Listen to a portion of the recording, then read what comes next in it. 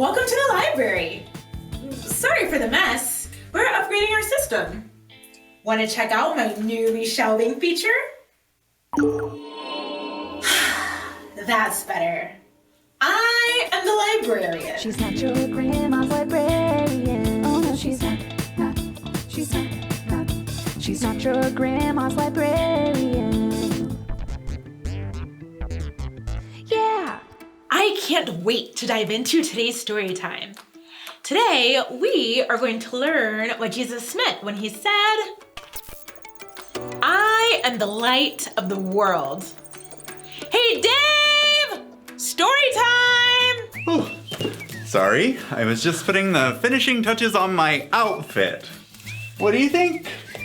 Wow, Dave, you are so bright. Yeah, I know. So, see, this is what I was thinking. The metaphors we've been talking about, they're not literal, but I figured this time was maybe different. Why is that? Well, Jesus glows. You know, he has that halo thing. You see it on the church paintings? That is called symbolism. When you see a picture of Jesus with a halo or surrounded by a shining light, that is a symbol of his holiness. He's God. He's perfect. And using light is one way that artists show that in their art. So what you're saying is he didn't glow. Well, we don't know what Jesus looked like, but he was from Nazareth, so he probably had brown skin and dark hair. And he was Jewish, so he probably had a beard. Actually, the prophet Isaiah wrote about Jesus hundreds of years before he came, and he said he wouldn't look like anyone special. Got it. So if he didn't glow, what does this have to do with him saying, I am the light of the world? Well, let's find out.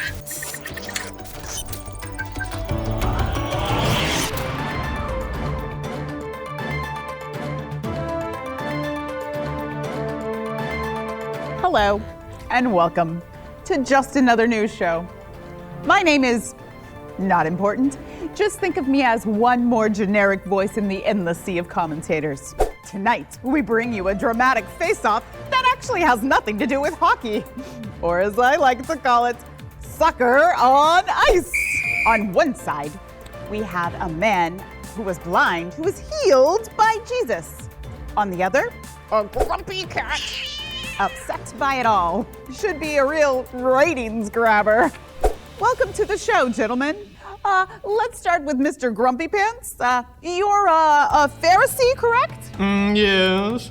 I know everything there is to know about God. So you're the big cheese? Yes, you could say that. Not on this show, buddy. I'm the only cheesehead around here. Okay.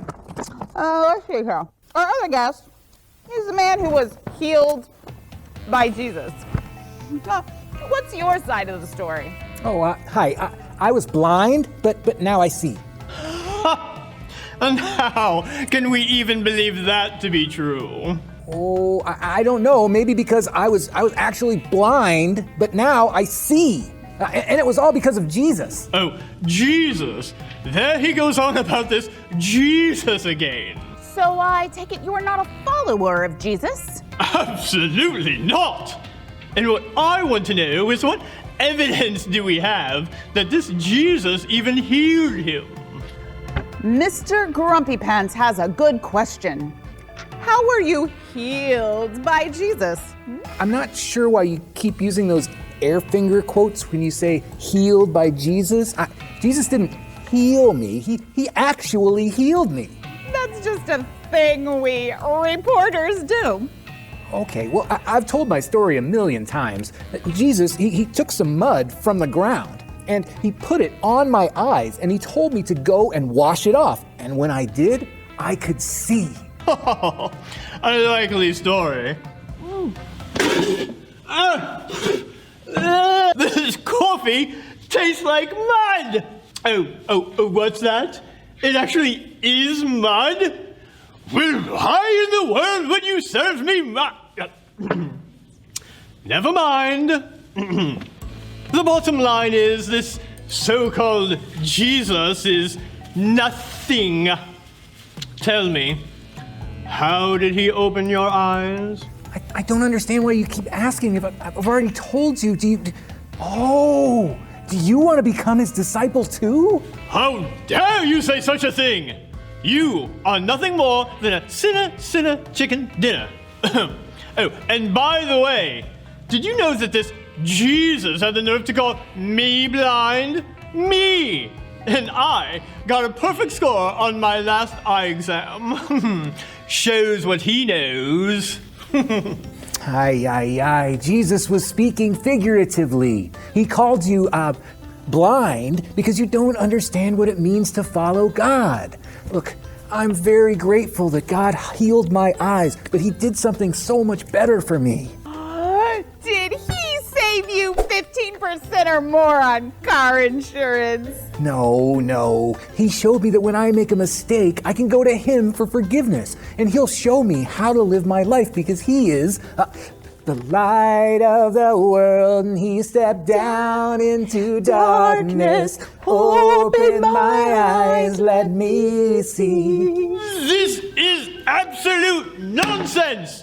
And now I will storm off in a huff to show my disapproval. How do you get this thing off? Oh, cut the camera! Cut it out! Oh, cut! Oh, jeez. He's a bit judgy, eh? Well, I don't want to be too hard on him. I mean, I just really hope he decides to follow Jesus someday like I have. After all, it's been a really eye-opening experience. Get it? Little wordplay there. All right, watch it, Billy Shakespeare. This is my show. Yeah? Okay. I'm a generic news reporter, and this has been just another news show. And if I had a closing catchphrase, I'd say it here. Strong mud.